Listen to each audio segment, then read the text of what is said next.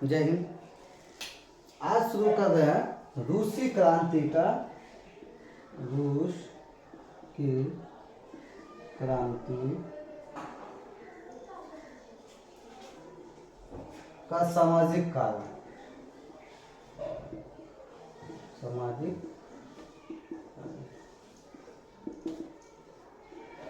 राजनीतिक कारण कल हो गया था और आज शुरू होगा सामाजिक कारण।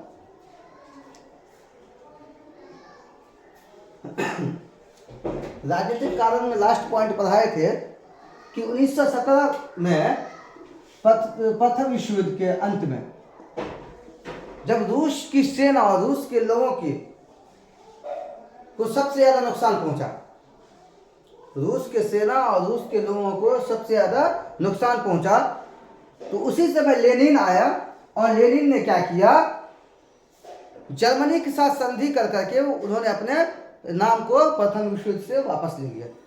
आज पढ़ाएंगे सामाजिक कारण। सामाजिक कारण में पहला पॉइंट है किसानों की स्थिति।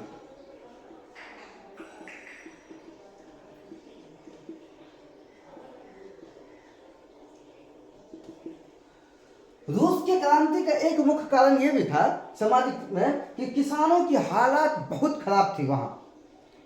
वहां रूस की क्रांति के समय किसानों की स्थिति बहुत ही खराब थी, क्योंकि वह अपने खेतों में पुराने तकनीकी से खेती करता था, जिसके कारण उसका फसल का पैदावार अच्छा नहीं होता था।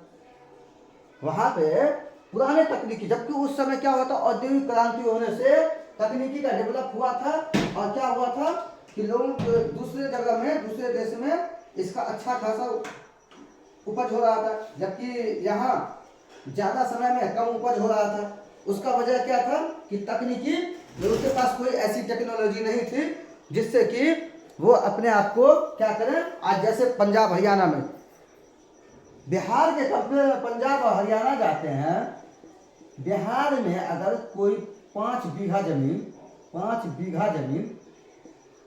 में बुआई, 5 बीघा जमीन में क्या करेगा, बुआई, ये अगर 2 दिन में करता है तो पंजाब और हरियाणा में आधा दिन में हो जाएगा।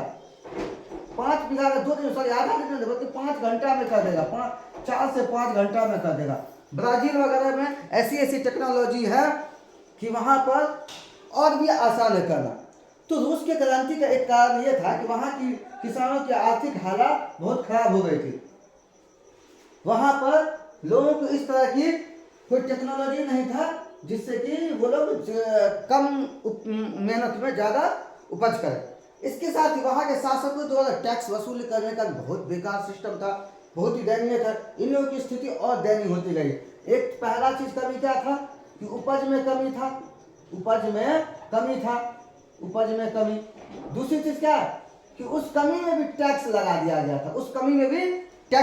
था, जिससे वहां के किसानों के और हालात खराब होते गया।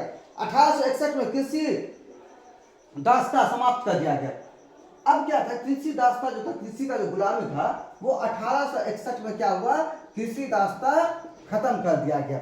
इसके बाद किसानों से जमीन की बदले मोटी रकम ली गई। ऐसे में किसानों के और हालात क्या हुआ कि टैक्स सिस्टम खत्म कर दिया गया, लेकिन किसानों को खेती के बदला पैसा लेने लगा, मोटी रकम। अब जिस किसान के पास पैसा नहीं था, वो कहीं ना कहीं से कर्ज कर करके ला करके वहां के रूसी शासक को देता था, जिसकी वजह से वहां का किसान और कर्ज के तले दबते गया, है ना। किसानों की हालात वहां बहुत खराब थी। वहां पुराने टेक्नोलॉजी पे काम चल रहा था, जिससे कि मेहनत ज्यादा होता था और उपज कम था। उसके साथ ही वहां क्या था कि किसानों से टैक्स भी लिया जाता था। लेकिन 1861 में क्या हुआ, किसानों की दास्ता खत्म होगी और उसके बदले में किसानों से मोटी रकम वसूली करते, जिससे कि ये रकम जमा करने के लिए किसानों के ऊपर धीरे धीरे क्या हुआ, कर्ज का बोझ बढ़ता गया। दूसरा, मजदूरों की स्थिति। किसानों के साथ साथ अब मजदूरों की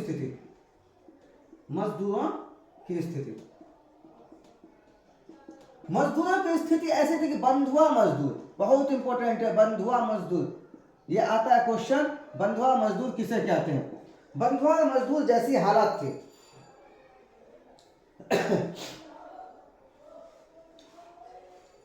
बंधुआ मजदूर का परिभाषा होता है कि जब किसी मजदूर से कोई व्यक्ति, अमीर ही या पूंजीपति व्यक्ति, उसको अपने यहाँ काम कराता हो, काम के बदले बहुत ही मामूली उसको मजदूरी देती है, अथवा बिना मजदूरी के ही उसे अपने यहाँ काम करवाता हो, ऐसी मजदूरी को बंधुआ मजदूर कहते हैं। बहुत सारे जगह देखा जाता था कि कई सालों तक अगर पिता कर रहा है तो पिता के बाद उसका पुत्र करेगा, पुत्र के बाद उसका पुत्र करेगा, ये वंशज चल रहा था। ऐसी मजदूरी को भी बंधुआ मजदूरी कहते हैं। तो यहाँ पे क्या हुआ, मजदूरों को बुला करके काम करवाया जाता था और अधिक से अधिक काम करने में उसको कम से कम क्या होता था कि उसको मजदूरी दी जाती थी। हेलो, अस्सलाम, घर पर क्या हुआ, क्लास चल रही है, बोलिए ना।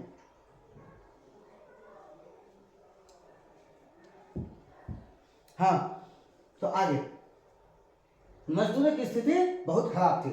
इसके बाद बेगारी की समस्या है, बेरोजगारी की, बेरोजगारी की समस्या। पहला क्या, किसानों के हालात बहुत खराब थी। वहां पे पुराने तकनीकी चलाने की वजह से क्या होता था, कम उपज होता था, उस उपज में भी टैक्स वसूला जाता था। बाद में जाकर के 1861 में इसका परिवर्तन हुआ नियम में, उसके बदला मोटी रकम लिया जाने लगा वहां के शासक के द्वारा। लेकिन मोटी रकम लेने के से क्या होता था, वो कर्ज के तले बहते गया। दूसरा, मजदूरों की स्थिति बहुत हालात खराब थी, वहां पे बहुत ज्यादा मेहनत करवाया जाता था, कोई टाइम फिक्स नहीं था। आज के दौर में जैसे अगर 8 घंटा टाइम फिक्स है, तो उस समय 8 घंटा कोई 16 घंटा, 17 घंटा, 15 घंटा उसे टाइम लिया जाता था और मजदूरी बहुत ही मामूली दी जाती थी। रूस की क्रांति के समय कई गलतियां किया रूसियों ने। पहले तो ये किया गया कि बहुत सारे सेनाओं को युद्ध में, प्रथम विश्व युद्ध में क्या क्या डाल दिया गया, और युद्ध के बदले में क्या हुआ, उसको कुछ नहीं दिया गया, ना ही पैसा दिया गया, ना ही सुविधा दिया गया।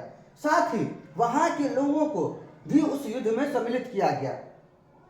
उससे जो काम लिया जाता था उससे मजदूरी नहीं था, और बहुत सारे लोग युद्ध के कारण, प्रथम विश्व युद्ध के कारण वहां क्या हुआ, बेरोजगार हो गया।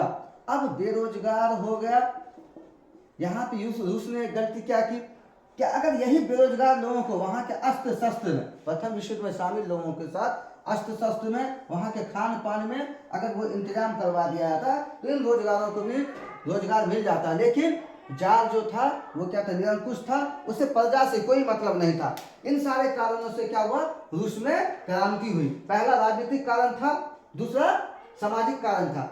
अब तीसरा एक और पॉइंट है, बौद्धिक कारण। सबका पीडीएफ अपलोड हो जाएगा आज। हाँ, जिसका कंप्लेंट था कि नहीं दिखाई देता है, तो कम से कम ये करो कि साउंड पे ध्यान दो, साउंड पे, मतलब आवाज जा रही है, कुछ वर्ड ऐसा है जो नहीं दिखाई दे रहा होगा, तो जब हम बोल रहे हैं तो उस पर भी ध्यान देते जाओ।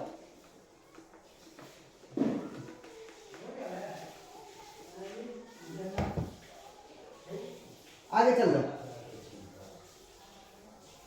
अब धार्मिक स्वतंत्रता, हाँ, अब यहाँ का क्या करें, एक आर्थिक कारण चलते पहले।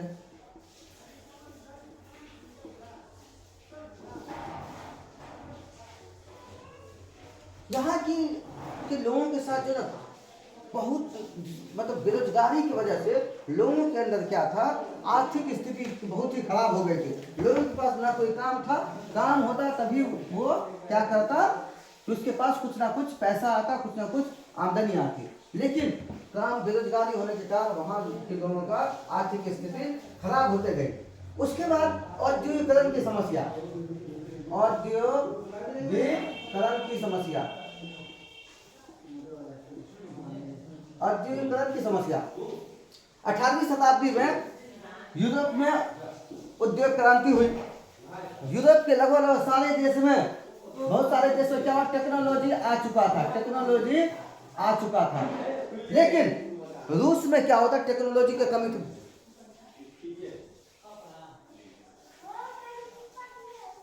समझे, टेक्नोलॉजी की कमी हो गई थी, जिससे क्या होता है यहाँ पर लोगों को काम करने में बहुत सारी दिक्कतों का सामना करना पड़ रहा था। बहुत सारे लोगों को काम करने में दिक्कत हो रहा था।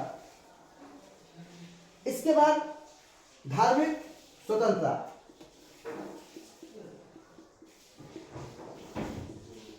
धार्मिक स्वतंत्रता में क्या था, यहाँ पे बहुत सारे धर्म, रूस में बहुत सारे धर्म के लोग थे। मुस्लिम था, हिंदू था, जीव था, जीव मतलब यहूदी, और ईसाई था, जिसको क्रिश्चियन कहते हैं। लेकिन यहाँ के पादरी जो थे, इन लोगों को, मुस्लिम को, हिंदू को, जीव को और बाकी अन्य धर्म को क्या किया गया, उसको दबा दिया गया और उन्हें कहा गया कि क्रिश्चियन ही धर्म को पालन करना पड़ेगा। तो क्या हुआ, धार्मिक स्वतंत्रता की आज़ादी खत्म कर दी गई। ये 4-5 पॉइंट था रूस की क्रांति का। अब इसमें से एक मुख्य कारण था फरवरी की क्रांति। इसमें एक मुख्य कारण था फरवरी की क्रांति। इसमें एक खूनी रविवार, खूनी क्रांति, और दूसरा फरवरी क्रांति, ये इंपॉर्टेंट है।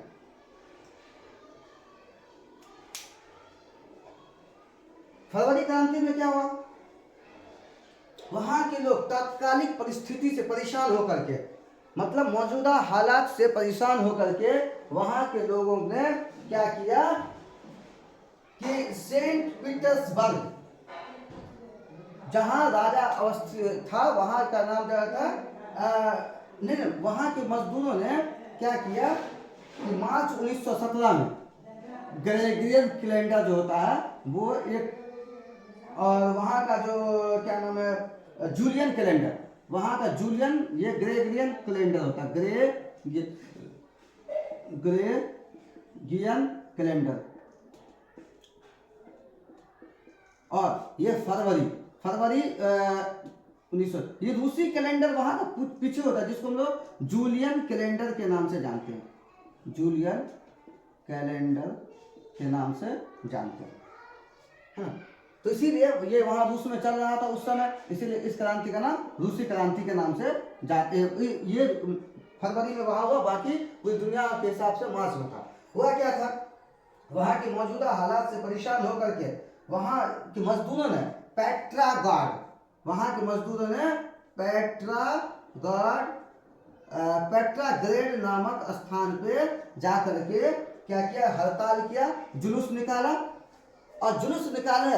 इसके विरोध में वहाँ का शासक जार निकोलस द्वितीय ने अपने सेनाओं को आदेश दिया कि ये लोग जो जुलूस कर रहा है, ये लोग जो हड़ताल कर रहा है, उसके ऊपर क्या करना, गोली चलाना। लेकिन ये गोली चलाने के आदेश को क्या किया, वहाँ के सेनाओं ने क्या कर दिया, नामंजूर कर दिया, मतलब उसको क्या कर दिया, वो मना कर दिया कि हम नहीं चला सकते हैं इन निहत्तों और मजदूरों के ऊपर। इसके फलस्वरूप वहाँ के शासक जार ने इन सेनाओं से क्या किया, अपना हथियार अपने कब्जा में कर लिया। पहले से तो क्या था, मजदूर और आम गरीब आदमी यहाँ के शासक के खिलाफ था। अब यहाँ जो हथियार छीन लिया, तो हथियार छीनने के बाद क्या हुआ, सेना भी खिलाफ हो गया वहाँ के रूस के जार के खिलाफ। अब ये दोनों मिलकर के एक साथ विद्रोह किया, है ना। इस मजबूरी में आकर के, और किसी भी देश में सेना, किसी भी सत्ता में सेना का एक मुख्य भूमिका होता है। आज जैसे अगर भारत में अगर पुलिस या सेना, क्योंकि सेना जो है किसी के अंडर हो, ये एक इसका अलग होता है। भारत में हो गया CDS, chief defence staff, CDS के अंदर आ गया। बाकी गृह मंत्रालय के अंदर सिर्फ पुलिस है ना, गृह मंत्रालय के अंदर पुलिस है। तो किसी भी देश में सेना बहुत मायने रखता है। अगर सेना विद्रोह पर आ गया तो एक एक क्या करेगा, MLA MP या जो भी बड़ा बड़ा मंत्री, सबको निकाल कर मारेगा। तो किसी भी देश का सेना का बगावत करना ये बहुत ही खतरनाक होता। पाकिस्तान में हुआ था, परवेज मुशर्रफ, जनरल परवेज मुशर्रफ, पहले वो सेना में था, बाद में वो क्या किया, वहाँ बेनजीर भुट्टो को तख्ता पलट कर करके वो पाकिस्तान में अपने आप को क्या किया, जनरल परवेज मुशर्रफ वहाँ का राष्ट्रपति घोषित कर दिया। राष्ट्र और उसके बाद वहाँ का कानून बदल दिया कि जो भी चीज़ होगा राष्ट्रपति होगा, प्रधानमंत्री का कोई पावर नहीं होगा, है ना। तो यहाँ का अब मजदूर तो पहले से हड़ताल पे था ही, अब सेना से हथियार छीन लिया गया, तो दोनों क्या किया, मिल करके विद्रोह कर दिया। मजबूरन जार निकोलस द्वितीय को ड्यूमा, मतलब वहाँ के सांसद को ड्यूमा कहते हैं, ड्यूमा को भंग करना पड़ा और निकोलस द्वितीय को क्या किया, इस्तीफा देना पड़ा। फरवरी क्रांति का सीधा सीधा परिभाषा लिखेंगे, यह क्रांति मार्च 1917 में ग्रेगोरियन कैलेंडर के हिसाब से था, लेकिन रूस के हिसाब से फरवरी में हुआ था, जिसमें वहां के लोगों के हालात बहुत खराब थे। वहां के आम लोग और मजदूर लोग पेट्राग्रेड नामक जगह पे जुलूस निकाला, जिसके विरोध में, जिसके खिलाफ वहां के शासक ने वहां के सेनाओं को, रूस के सेनाओं को बोला कि इसके ऊपर गोली चलाना, लेकिन सेनाओं ने मना कर दिया, जिसके फलस्वरूप सेनाओं के हथियार छीन लिए गए और फिर मजदूर सेना और आम जनता मिलकर के वहां क्या किया, पूरी तरह से विद्रोह फैला दिया। मजबूरन में आकर जार निकोलस द्वितीय ने ड्यूमा को भंग किया और उसके बाद अपने क्या किया कि अपने पद पर से इस्तीफा दे दिया। तो आज ये 2-3 पॉइंट रहेगा, ये काफ़ी है। इसका केलेंस्की का सरकार और लेनिन ये हम पढ़ाते हैं बाद में।